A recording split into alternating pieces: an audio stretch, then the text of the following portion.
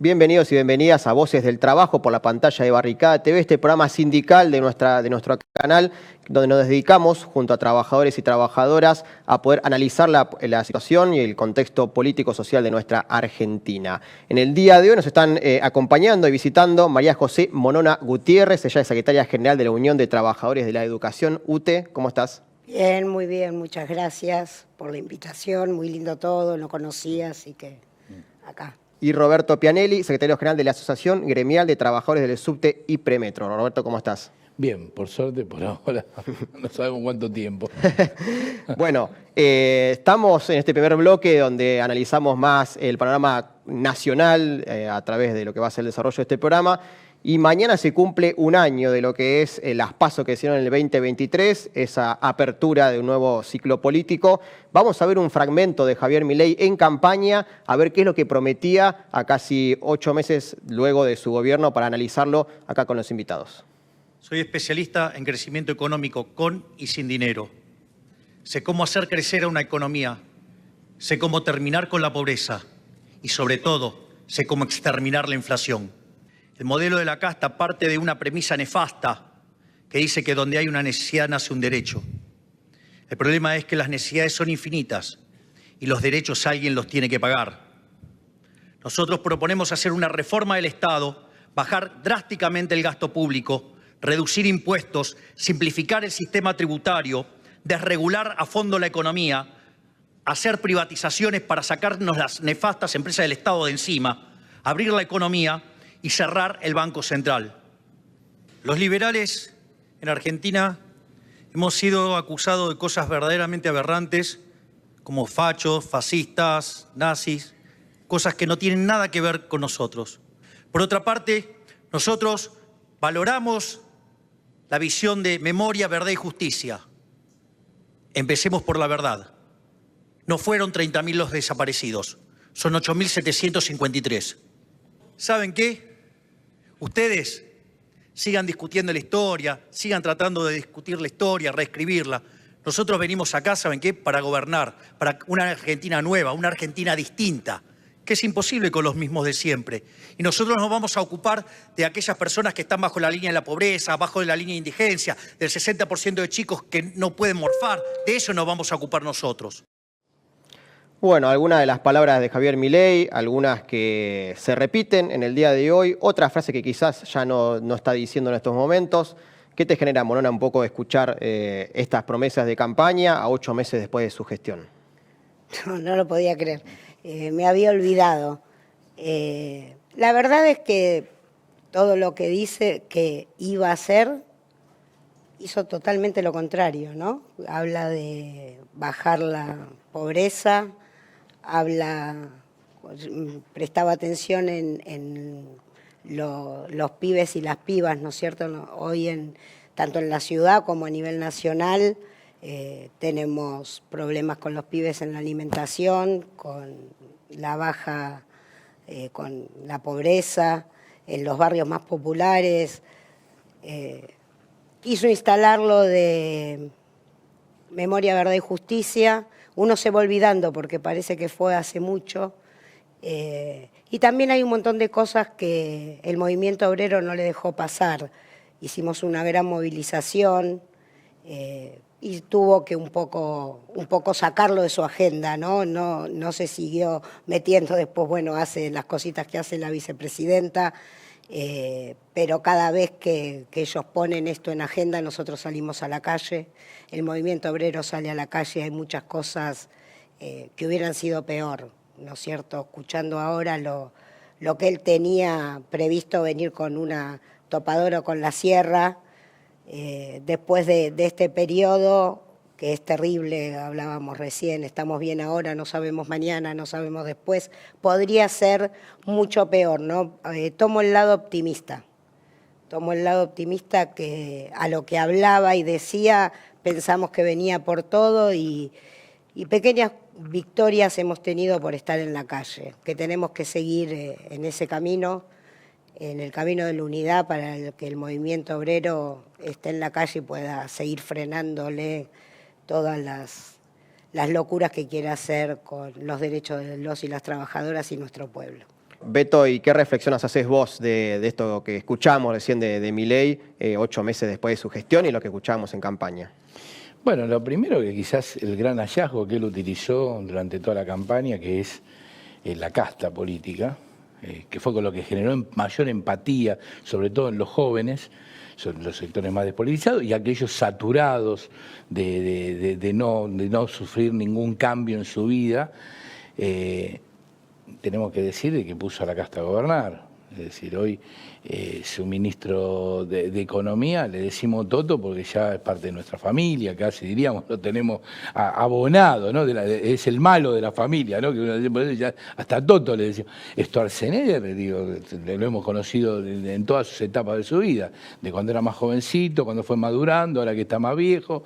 Es decir, si hay algo de casta política, son estos personajes, ni hablar de Patricia Bullrich, ¿no? Que ha estado en casi todos los gobiernos de la derecha que hemos tenido, inclusive aquellos que en algún momento se dijeron progresistas con el gobierno de la Alianza, la que le bajó los salarios a los jubilados. Entonces digo, primero es eso, es decir, no ha mentido brutalmente. Es otra de las mentiras, bueno, lo decía recién Monona, que tiene que ver en relación a los pibes. Y si estaba preocupado por la que los pibes no comen, bueno, ahora comen mucho menos y hay muchos más pibes que no tienen alimento para poder subsistir. Han llevado la pobreza a miles y miles de personas.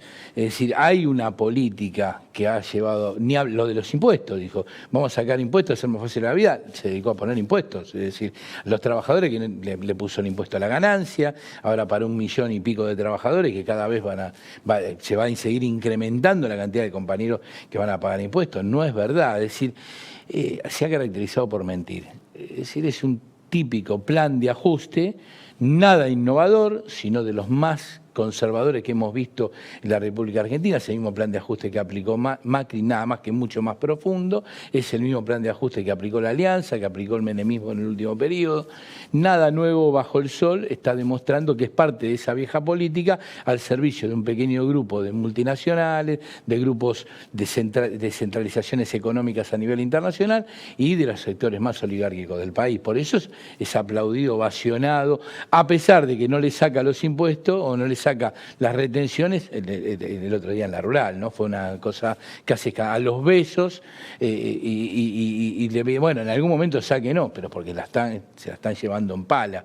Esta es la primera reflexión que me hace. Es un gobierno que vino a decir que va a destruir el Estado y en realidad no destruye el Estado. Lo que está haciendo es destruir las partes progresivas de las funciones que tenía el Estado en relación al conjunto de la sociedad y dejar los elementos del Estado lo más regresivos, lo que garanticen la represión, los que garanticen las mayores hiperganancias para los grandes grupos económicos. Ahora, justamente en este último punto, ustedes representan sectores públicos, transporte, educación, y hay algo que Milei dijo mucho en campaña, que lo sigue diciendo en el día de hoy, que se intenta sacar al Estado del medio en todo tipo de intervención, de regulación, de financiación, lo que sea, ¿no? Y hay un sector de la sociedad no pudiente, para nada pudiente, sino quizás de clases bajas o trabajadores y trabajadoras, que quizás apoya esta idea de quitar subsidios, de no importa, hay que pagarlo, me tengo que pagar yo el boleto más caro, o arreglármelas para ir a una universidad privada si puedo, si me da. ¿Qué piensan de esa noción, de esa quizás pelea más cultural que intenta bajar el gobierno y Javier Milei, y cómo eso convive con una noción que quizás está medio asentada en el sentido común y que es parte de la disputa constante para tratar de desmitificar y mostrar cuáles son las políticas que hay atrás de estas iniciativas?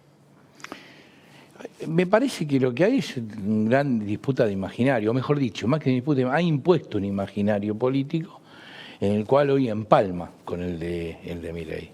El problema que ese imaginario político es una utopía reaccionaria para cualquier persona, no solamente de bajos recursos, sino de clase media.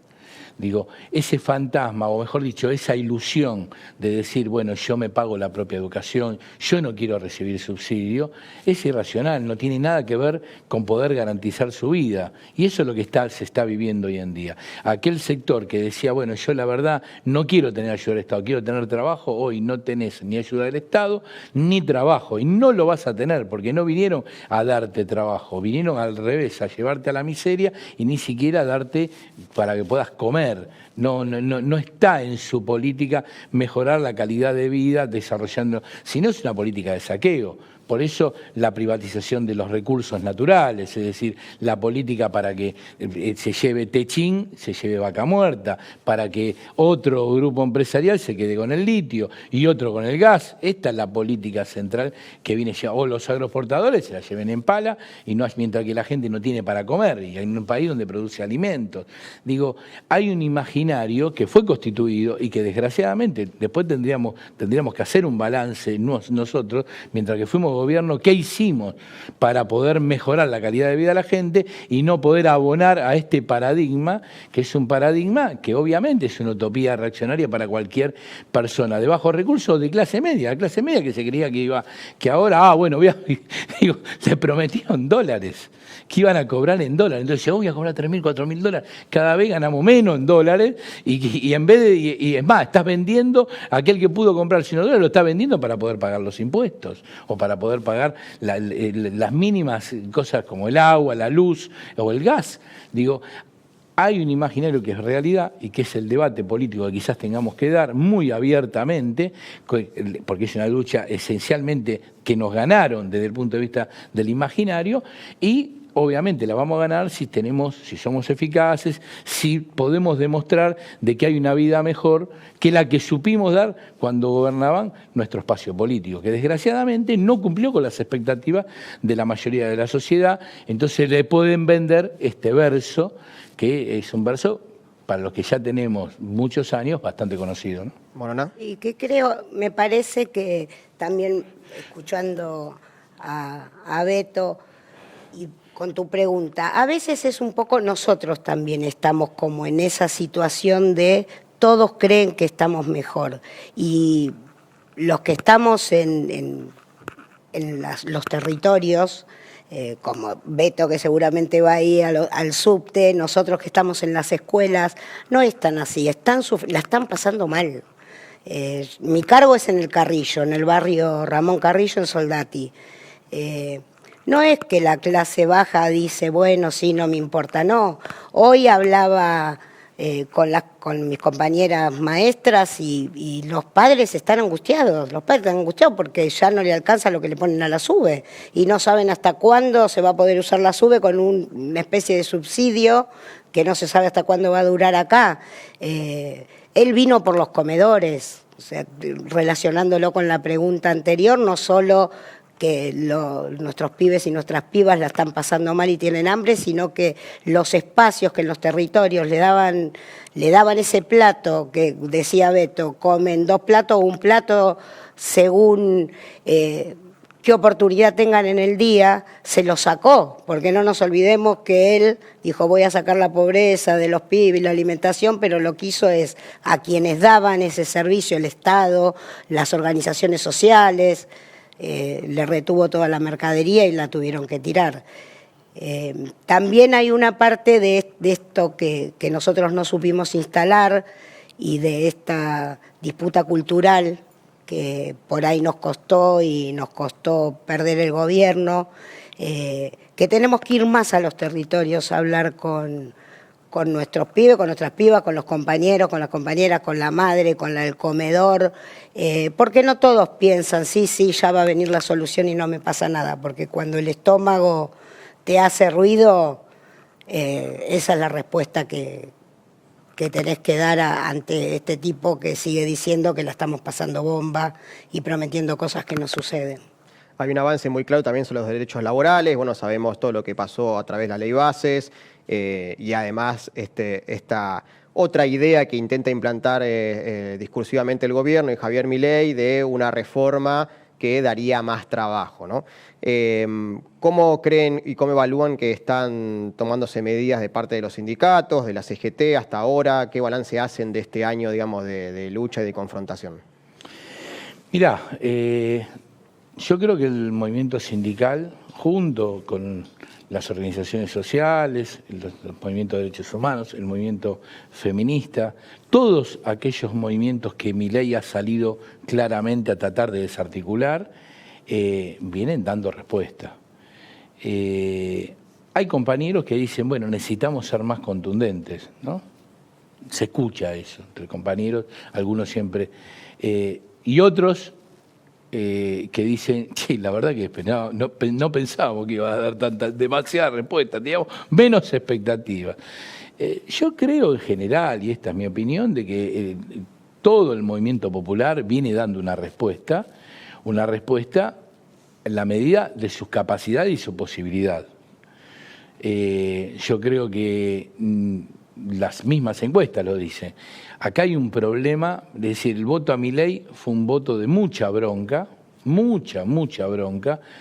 Por eso digo que nosotros tenemos que rever y repensar de qué manera hablamos y decimos nuestras propuestas y de qué manera las ejecutamos y ser coherentes en eso, porque hubo mucha bronca producto de que 4 años de frustraciones. Venían 4 años de ajustes más 4 años de frustraciones que no cambiaron ni modificaron. Entonces, a partir de ahí, yo no veo mucha gente con expectativa de que esto mejore cualitativamente, pero el gran problema que hay es que tampoco ven una salida a esto.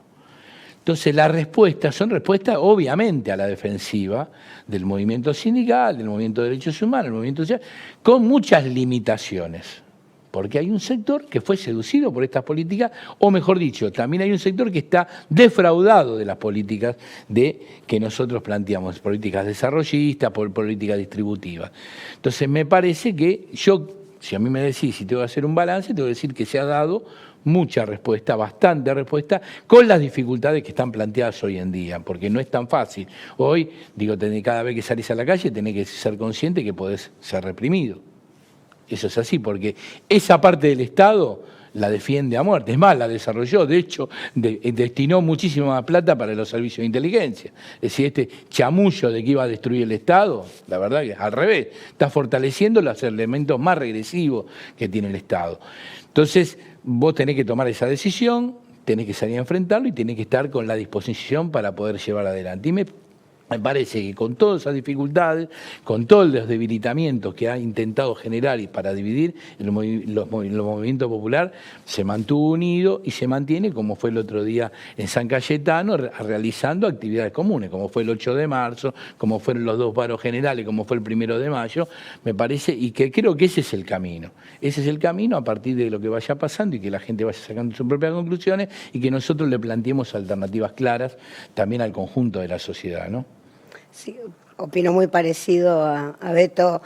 Y otra cosa que hay que también, que es cuando uno va hacia la unidad, lo que también pensamos es el cuidado de nuestros compañeros y compañeras. No nos olvidemos que, ya me estoy olvidando la fecha, tenemos 2 compañeros presos, un compañero y una compañera presa. Eso también hace que la gente tenga miedo, ¿no? Eso sí lo logro instalar, el miedo a movilizarte. Nosotros, en el momento que gobernó Macri, las maestras, hablo de qué es lo que sé más, las maestras decían, vamos al paro, vamos a esto, vamos a la calle. Y hoy recibimos mensajes de, los rebancamos, pero tengo una hija chiquita, me quedo en casa. Y después nosotros tuvimos un docente afiliado que estuvo detenido 5 días y lo estuvimos acompañando. Eso también, uno cuando es dirigente, yo que soy más nuevita, el Beto ya tiene más tiempo, no es fácil, ¿no? Uno enseguida sale, que salgan, que paro, que esto, que marcha, y estamos en un contexto donde se tienen que dar un montón de situaciones para cuidar a nuestros compañeros, porque no es como antes que uno entraba, nosotros nos reprimieron cuando quisimos poner la escuela itinerante en el macrismo, y terminamos de instalarla, fuimos a buscar a un compañero que habían detenido, el compañero salió ese mismo día. Esta vez no nos pasó, estuvimos 5 días, no sabíamos dónde estaba, recorriendo, y eso también es un complemento que no hay que olvidarse, y creo, como dice el Beto, que estamos haciendo, que se está haciendo en unidad, mirando todos estos factores, estamos haciendo bien, estamos haciendo bien. Bárbaro. Bueno, nosotros vamos a seguir en el siguiente bloque con más voces del trabajo. Vamos a profundizar un poco más en la ciudad de Buenos Aires, siendo 2 sindicatos puntualmente de la ciudad de Buenos Aires, y también para analizar un poco más la trayectoria de cada uno de ellos. Ya seguimos. Bueno, seguimos con voces del trabajo. En este caso nos metemos un poco en la ciudad de Buenos Aires. Ya 17 años del macrismo en la ciudad de Buenos Aires, 2 sindicatos anclados en esta región donde está IMPA y donde está Barricada TV también en la Ciudad Autónoma de Buenos Aires. Y dos sindicatos, bueno, que le hacen frente al macrismo, ni hablar desde sus orígenes, ni hablar del sindicato también de Beto. Más allá de una reflexión, también les quiero pedir, en este caso, bueno, contar un poco también la situación en la que se encuentra cada uno. Si quieres empezar, Monona, en este caso de UTE, siendo bueno, elegida secretaria general también recientemente, ¿no? Recientemente, sí, hace 4 meses. Las elecciones fueron el año pasado, pero asumimos el 25 de marzo. Tenemos algo tan terrible enfrente, ¿no? En lo nacional que nosotros, en la experiencia que a mí me toca vivir y con el Ministerio de Educación, no hablando de Macri. Macri padecimos, como vos decís, 16 años. Tuvimos una ministra de Educación los últimos 8 años que nada puede ser, sí, todo puede ser peor, pero nada podía ser peor, creíamos, y así sucedió. La verdad que tuvimos muchos años de hostigamiento, de una movida en las redes, en prensa, donde nos enterábamos las modificaciones, los cambios, lo que iba a pasar, al mismo tiempo que se enteraba todo el mundo por la televisión, donde nos han dicho negras, zurdas, viejas, fracasadas, de poco intelecto cultural. O sea, la vara quedó tan baja que nosotros no estamos en este momento recibiendo, los maestros y las maestras no están recibiendo esas agresiones, y ya es un montón. Hace muy poquito. Sí, ahora sí podemos trabajar. Sí, nosotros no teníamos diálogo alguno con el Ministerio de Educación. Hemos estado en muchas luchas con Beto llevando adelante, y marchas y paros, y se muestra de otra manera. El Ministerio de Educación se muestra de otra manera, que es con quien nos estamos vinculando. Se muestra de otra manera cuando recibís un mail. El otro día salieron a contar que iban a reducir el uso de celulares en los secundarios por el tema de ludopatía, y que es muy preocupante. Y si uno lee el mail que recibe, que yo lo recibo como docente y lo recibo como madre, era el mismo, habla de queridos y queridas, levanta al docente, es Mercedes Miguel, que es la ministra de Educación. Entonces, del balance que te puedo decir, fueron años muy duros los anteriores, muy, muy duros, donde se le pegó mucho a la educación pública, y creo que ahora estamos en condiciones de volver a ponernos en sintonía con las familias. Intentaron quebrar ese vínculo que uno como maestra tiene con la comunidad educativa. No pudieron, pero te diría que un poquito lastimado quedó porque se instalaba mucho. Estamos en momento de hacer ese proceso, estamos haciéndolo, nunca nos desvinculamos, pero es como que vamos despacito para no despertar fieras, esperamos que no las haya. Y estamos teniendo respuestas a nuestros reclamos. Hay un diálogo que no existía, te vuelvo a decir. No sé si es que estoy hablando bien. No. Pero bueno, es la realidad es esa, es otro ministerio totalmente distinto. Se plantea otro ministerio totalmente distinto. Ahora vamos a pedir por el tema de la alimentación un refuerzo en las escuelas, que es muy importante, que en un momento se había salido con un refuerzo alimentario, y ahora no está mal, los vamos a volver a pedir. Esperemos tener las respuestas que necesitamos para nuestros pibes y nuestras pibas. ¿Tu sindicato, Beto, y el macrismo todo este tiempo? Hemos pasado por diferentes momentos. El primer momento, nosotros en verdad con el macrismo lo agarramos la última etapa de Macri, porque antes, por el contrato del subte, dependíamos más dependíamos de Nación. O sea, ¿te acuerdas? El famoso traspaso que llevó un paro de 10 días. Es decir, entonces, de entrada, con el macrismo nos llevamos con un paro de 10 días. Así que histórico, ¿no? Porque solamente conocemos que un metro haya parado 10 días en Grecia. Y bueno, a partir de ese momento establecimos un diálogo con ellos de convivencia. Después tuvimos un conflicto muy grande de 4 meses, cuando ya Macri estaba en la Nación, ya era el gobierno de Larreta, y fue un conflicto provocado por Nación. Fue en el momento que se le había ocurrido al macrismo centralmente avanzar sobre determinadas organizaciones sindicales, había sido el SUTEBA en la provincia de Buenos Aires, con la bancaria, con Camionero y con nosotros. Las imágenes de la represión en las vías, ¿no? En las vías, claro, exactamente. Cuando tuvimos la represión en la vía, un conflicto que duró 4 meses, del cual salimos ganando, terminó el conflicto con un triunfo, y eso, a partir de ese momento no hemos tenido conflictos abiertos, excepto el conflicto que todos conocen, que es un conflicto de salud centralmente, que es el conflicto del asbesto, con el cual hemos avanzado. Tenemos avances, más que retrocesos, estancamientos, ¿no? Que es lo que se ha visto el año pasado con un conflicto que tuvo 32 medidas de fuerza. ¿Por qué? Porque hay un problema de raíz que tiene esta derecha, la que gobierna la Ciudad de Buenos Aires, que no se plantea una ciudad con una mirada estratégica, se plantea una ciudad con una mirada a 2 años, que son las próximas elecciones. Entonces, por ejemplo, es inexplicable que en la Ciudad de Buenos Aires, después de que Mauricio Macri diga que había que hacer 10 kilómetros por año, en los 8 años que estuvo no hizo ni 4 kilómetros, es decir, terminó los 4 que estaban haciéndose. Y Larreta no haya hecho 1 kilómetro de subte en una ciudad que debería tener un subte de 200, 300 kilómetros y tiene uno de 60.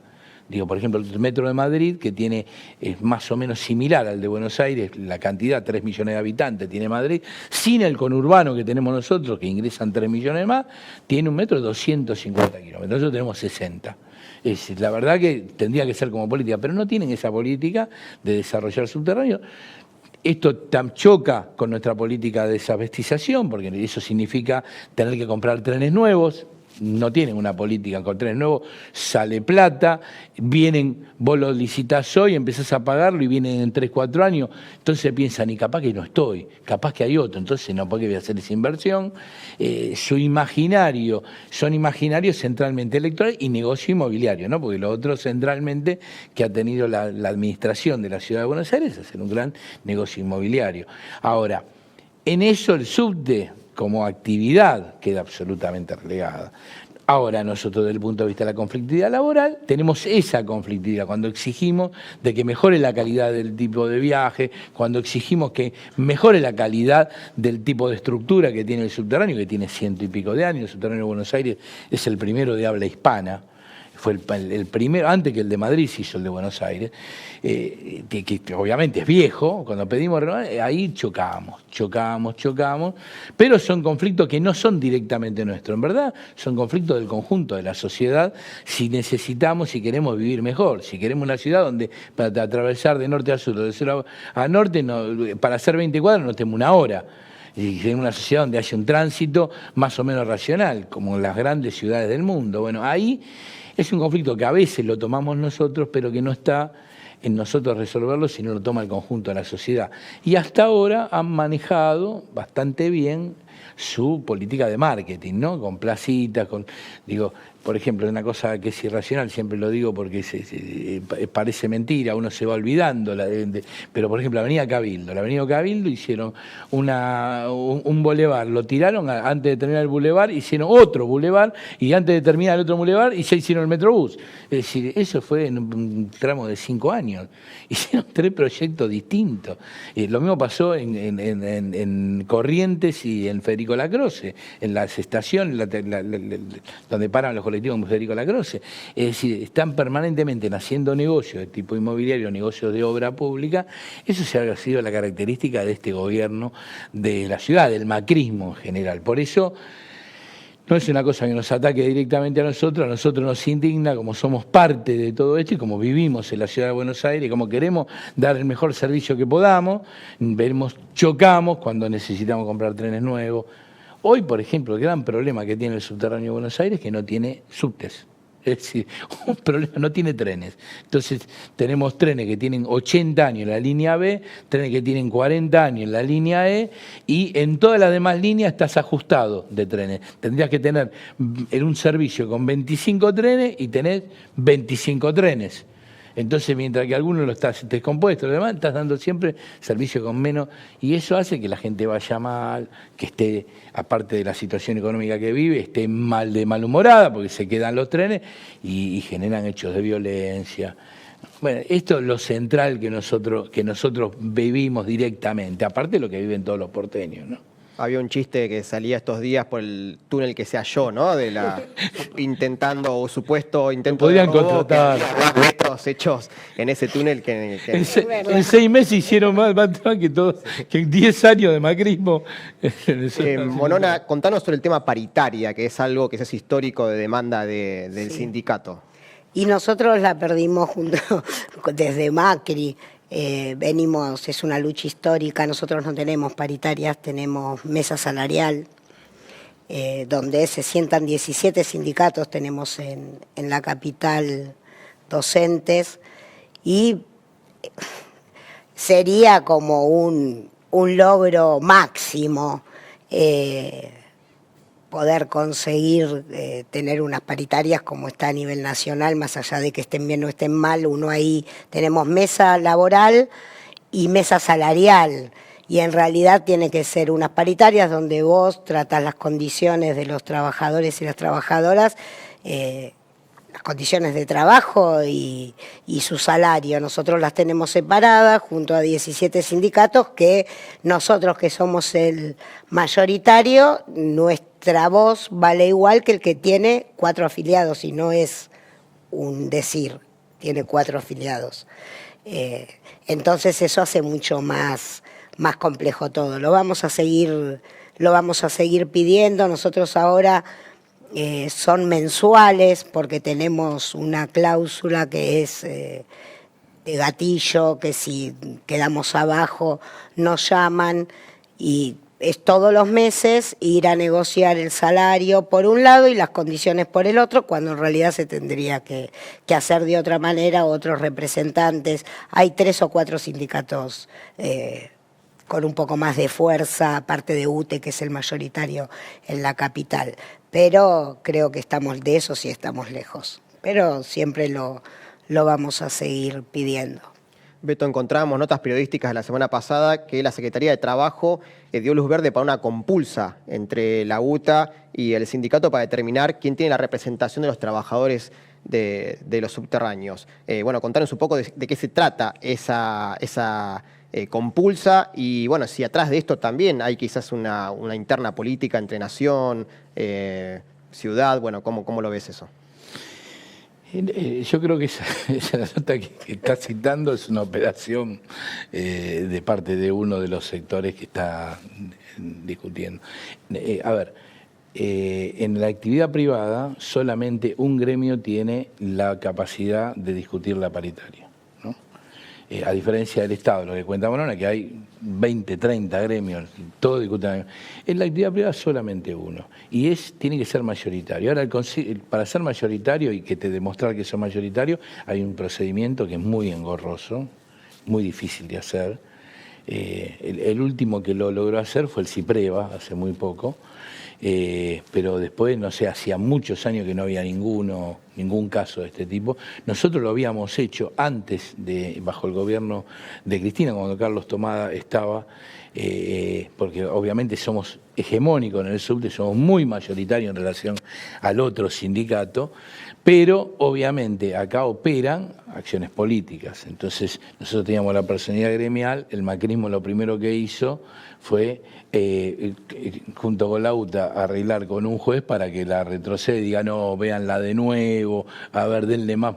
La UTA no se presenta, porque sabe que es minoritaria, no presenta a sus afiliados. Entonces dice, no, denle más oportunidades, todas las que necesite. Bueno, pasaron 8 años, no quieren presentar porque no tienen los papeles, no tienen, saben que pierden.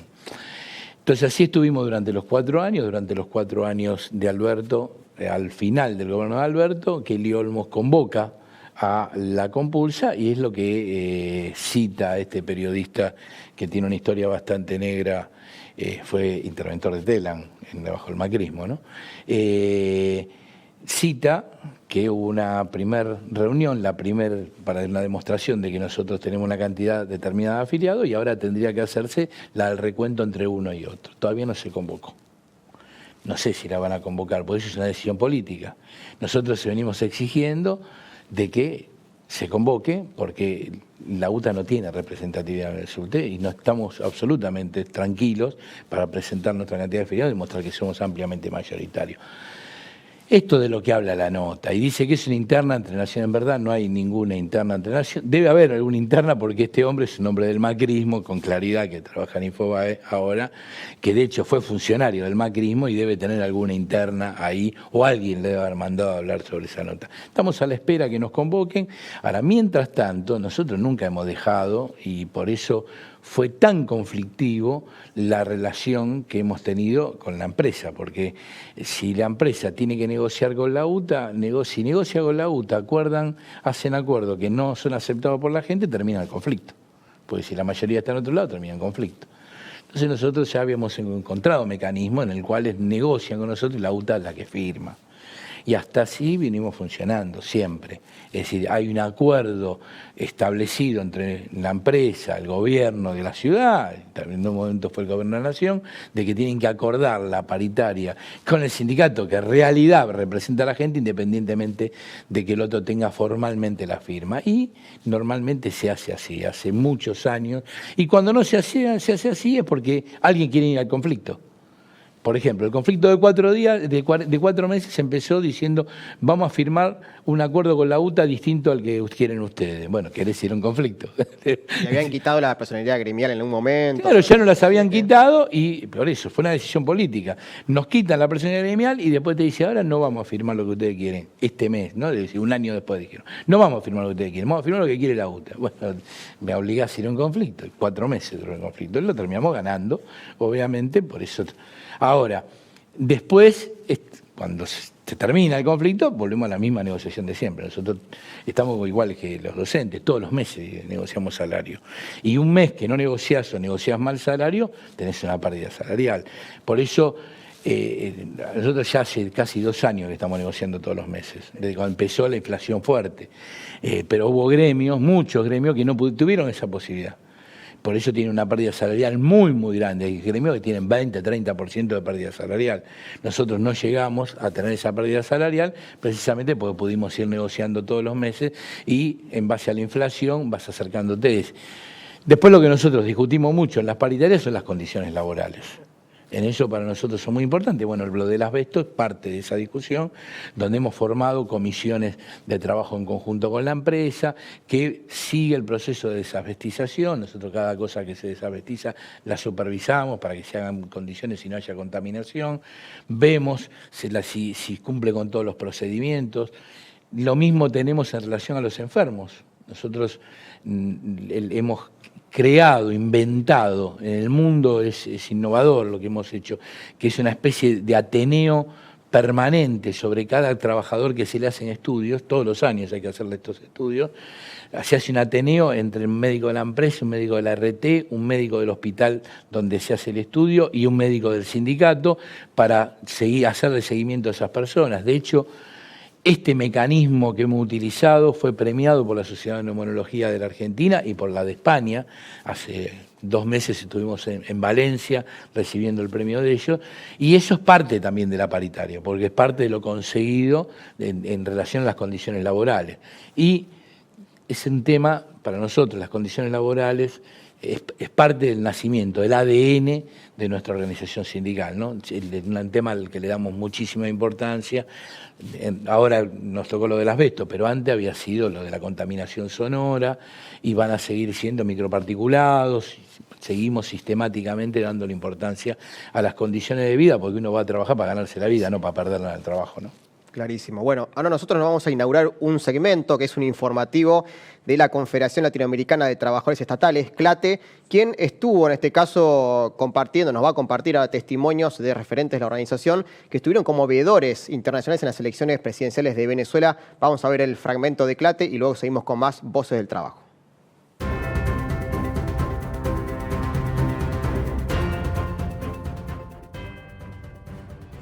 Mi nombre es Samantha Sassi y esto es CLATE Visión en Voces del Trabajo, un resumen quincenal de noticias de las trabajadoras y los trabajadores del sector público de Latinoamérica y del Caribe. En este espacio presentamos los principales acontecimientos y reflexiones sobre el trabajo estatal en nuestro continente. Elecciones presidenciales en Venezuela. El presidente de CLATE, Julio Fuentes, participó como observador internacional de las elecciones presidenciales en Venezuela del pasado 28 de julio. Bueno, en nombre de CLATE, nosotros participamos tanto en esta elección como en otras elecciones que se realizan en nuestro continente, ya que, bueno, somos trabajadores del sector público, en definitiva los que garantizamos los procesos electorales a través de la entrega de los documentos, padrones, bueno, todo lo que hace al sistema electoral es sostenido por el trabajo público. Así que, bueno, con ese carácter hemos participado tanto como veedores este año y también como observadores. Y un proceso electoral que nosotros debemos aclarar, no es que no lo conocemos, ya lo hemos conocido en otras elecciones, y el sistema venezolano de la boleta electrónica es un sistema, bueno, que funciona bien, que está blindado, que es prácticamente inviolable, así que, bueno, nosotros confiamos plenamente en los resultados dados. Así que otra cosa es la cuestión política, otra cosa es lo que lamentablemente está ocurriendo en todo nuestro continente, ¿no? Me parece que el que pierde nunca reconoce la derrota. Bueno, citemos el caso más tremendo, porque además ocurrió en uno de los países más importantes del mundo. Hace no muchos años, el presidente Trump en ese momento no reconoce el triunfo de Biden y terminan tomando el Capitolio. Es decir, estamos frente a una locura. Bolsonaro no aceptó durante muchas horas el triunfo de Lula. Bueno, esta actitud política de las fuerzas políticas que participan de una contienda electoral y que no son beneficiados por el voto popular, terminan no reconociendo, bueno, esto realmente es muy serio y pone en riesgo el propio sistema democrático, el sistema que hasta ahora no hemos encontrado otro mejor. Habrá quizás, no sé, en el futuro, pero hasta ahora los pueblos no hemos encontrado otro sistema mejor que el voto directo para elegir, o el voto directo o indirecto para elegir a nuestras autoridades. Así que minar eso, poner bajo sospecha eso, realmente le hace daño a la democracia y le hace daño en definitiva a los pueblos. También estuvo presente como veedor del proceso electoral el titular de la Federación Judicial Argentina, Matías Fachal. Escuchemos sus testimonios. Se llevaron adelante con total paz, tranquilidad y normalidad, sin ningún tipo de conflicto, inconveniente o de incidente durante toda la jornada hasta la hora del cierre, donde ahí sí un sector de los partidos opositores intentó generar incidentes en algunos centros de votación, pero fue algo muy esporádico y que ya también había hecho en otras elecciones, con lo cual, a nuestro entender, fue un comicio que se hizo con total normalidad y no hay razón alguna para sospechar o poner en duda los resultados, porque permitidme, y perdón por la extensión, recalcar que es imposible que se altere la votación por la cantidad de controles que hay. Llegamos al final. Nos reencontramos en 15 días en CLATEVISIÓN en Voces del Trabajo, un espacio donde podrán conocer los principales acontecimientos y reflexiones sobre el trabajo estatal en nuestro continente. Muchas gracias.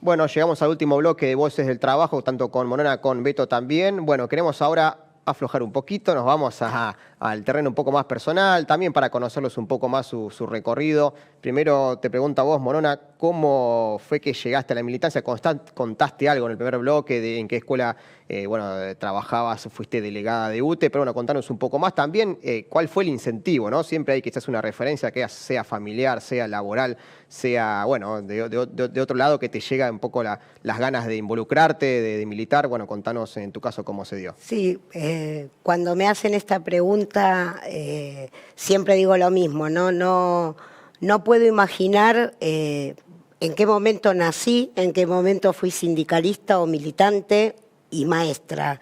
Mi viejo era sindicalista de Luz y Fuerza, así que nací con él militando en un momento medio complejo, 76, 77, mi papá queda sin laburo, y las reuniones eran en mi casa, en simultáneo mi mamá fue la primer docente de muchos que vinimos atrás, mis primos, mi hermana, yo, mis sobrinas ahora. Venía el nivel primario ahí encabezando, yo fui la que corté y fui maestra del nivel inicial y después mis sobrinas, que son las que vienen atrás mío, también están con el cuadrillé como bandera. La verdad que de esa manera empecé a trabajar, porque en el distrito 19, que es Pompeya, Soldati, Parque Patricios, porque era mandato familiar, uno se recibía y trabajaba en el 19, y ahí la militancia fue en el barrio, mi primo tenía una unidad básica, vivía en mi casa, yo me escapaba, mi mamá por ahí me decía, vas a salir sindicalista, si no como tu papá, y te va a pasar que te quedas sin trabajo. No le salió muy bien, pobre. Mi vieja, que ahora está muy contenta, y empecé en la escuela, en las escuelas siempre necesitas organizarte, es algo fundamental, así que sin quererlo me vi como delegada, me querían llevar para el sindicato mucho tiempo, no quería estar en la escuela, después, bueno, uno hace una cosa simultánea y después fui una de las primeras secretarias del nivel inicial en UTE, cuando se arman las secretarías.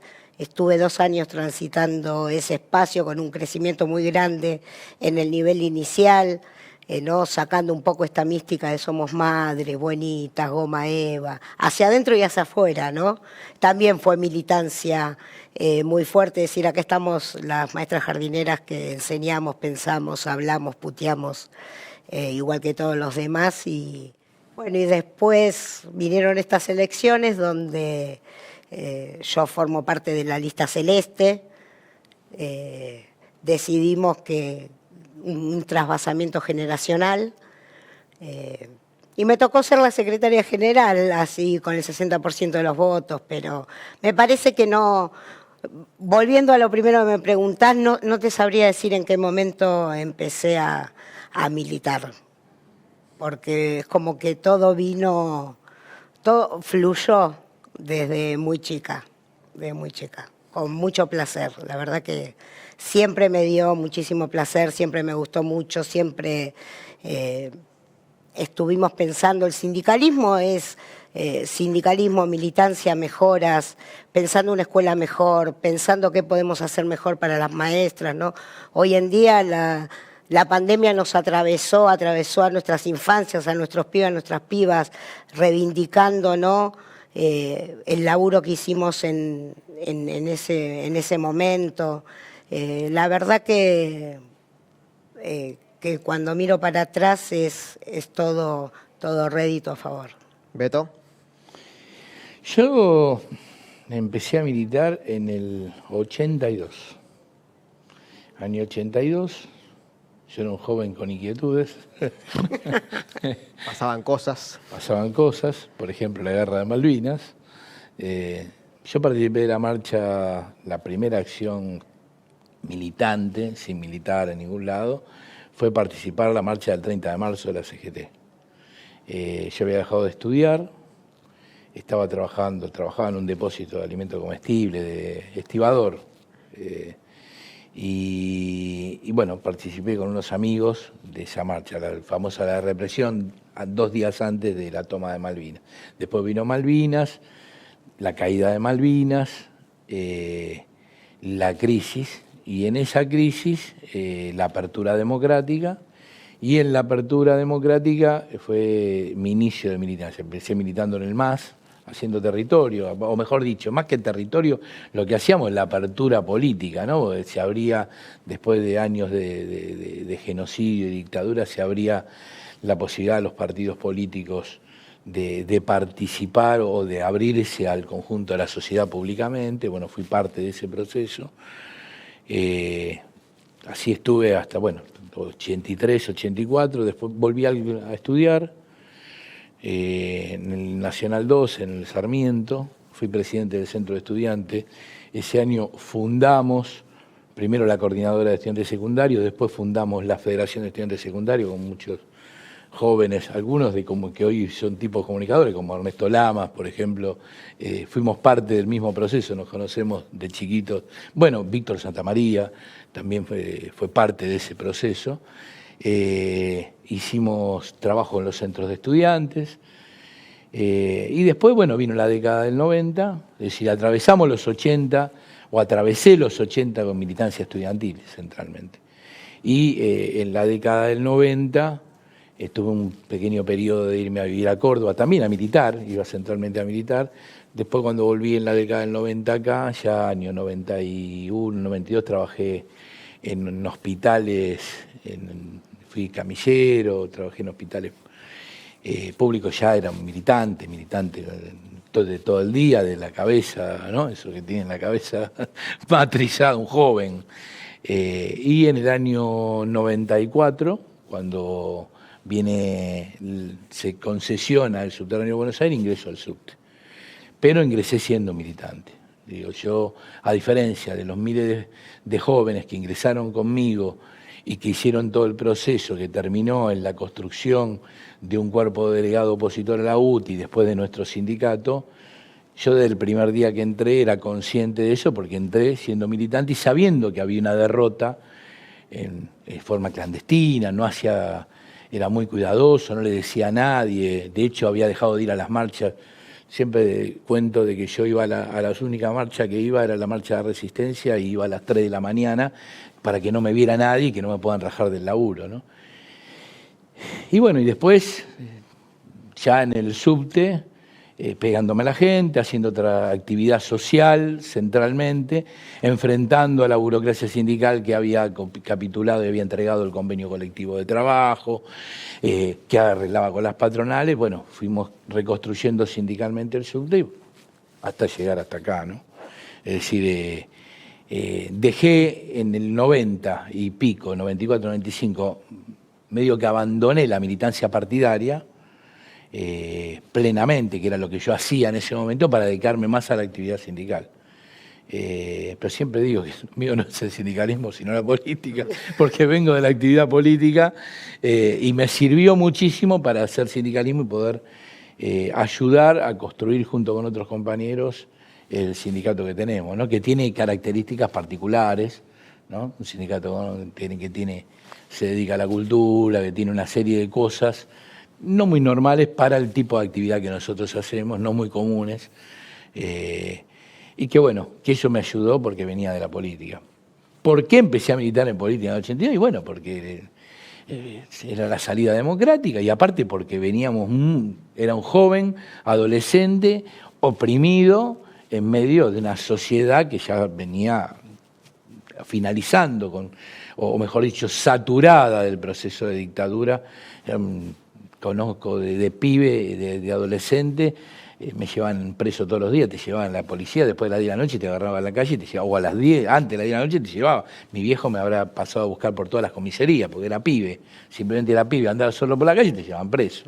Entonces esa rebeldía, esa bronca a lo establecido y a esa condición represiva, socialmente represiva, más allá que no la haya sufrido directamente como la sufrieron otras personas, era lo que me llevó inevitablemente a buscar de qué manera se transformaba eso. Y la manera de transformar en la sociedad no hay otra que es a través de la política, ¿no?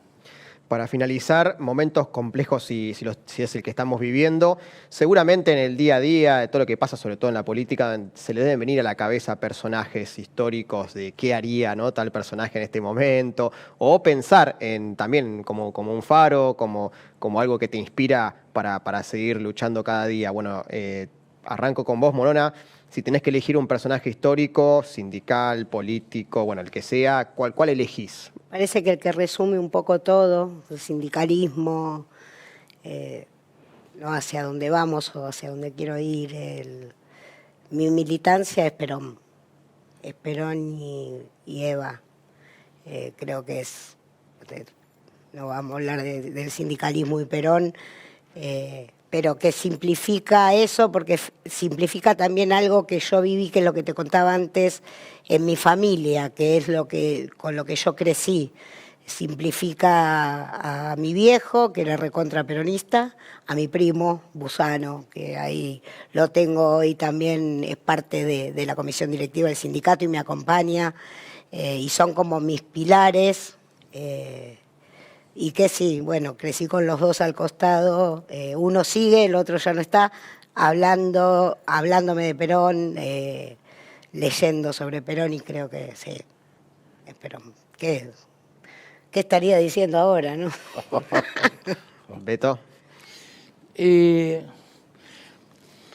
la historia es muy difícil encontrar, o muy difícil, hay muchos personajes que uno podría decir, ¿no? De Marx, Lenin, qué sé yo, Perón, hay tonelada de tipos, Fidel Castro, el Che Guevara por lo heroico, quizás, Ho Chi Minh, porque fue desde una cosa tan pequeña con Giap pudo enfrentar a los yanquis, hay cantidad.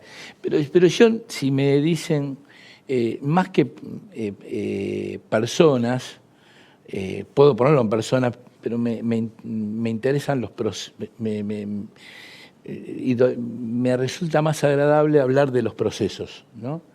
Nosotros, desde que me dediqué al sindicalismo, siempre me impactó un proceso político que vivimos en la Argentina, que pueda cotejar y que tuve la oportunidad de conocer, que es la UON de Villa Constitución. La historia de la UON de Villa Constitución, que lo podemos sintetizar en Piccinini y Victorio Pablón, ¿no? Es decir, con Victorio, con quien tuve una amistad muy grande. ¿Por qué? Porque la UON fue el ensayo general del golpe de la dictadura un año antes. Martínez Dios, el presidente, ¿no?, de Alcindar,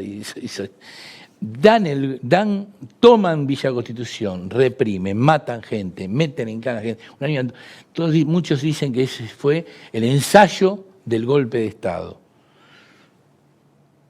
Termina la dictadura, la primera huelga general, siempre la famosa anécdota que siempre contaba Victorio de Pichi, desde un micro en la puerta, ¿cómo Alcindar no va a parar la huelga general? Hace bajar a la gente desde afuera, paran Villa Constitución y ganan el sindicato. En la historia hay grandes hechos heroicos, pero lo importante es lo que puede prevalecer en la historia. Hubo un genocidio que quisieron desterrar la memoria histórica de los trabajadores de la UON de Villa Constitución y no pudieron. Eso es cuando algo está arraigado. Y si uno tiene que elegir, elijo esos personajes que supieron arraigarse en el conjunto de la sociedad para no ser olvidados y, después de haber sufrido todo el proceso represivo, poder volver agrandados, grandes, como cuando se los llevaron o los detuvieron. Siempre fue eso. A mí me impactó ese proceso, porque después podría decirte el cordobazo, pero de eso después no quedó nada. Ahí sí quedó. Y esto es quizás lo más importante, la trascendencia de cuando transformás algo, pasa el tiempo y no lo pueden liquidar, no pueden dejar piedra sobre piedra, sino se mantiene firme, sólido, y eso quizás es lo que más, si tendría que decir, te diría Piccinini y Victorio Pablón, ¿no? Y para estos tiempos también, tomarlo, ¿no? Bueno, les agradecemos a cada uno de ustedes por haberse acercado y tomados el tiempo de venir de Barricada TV y bueno, compartir este tiempo de reflexión. Gracias. Muchas gracias a vos.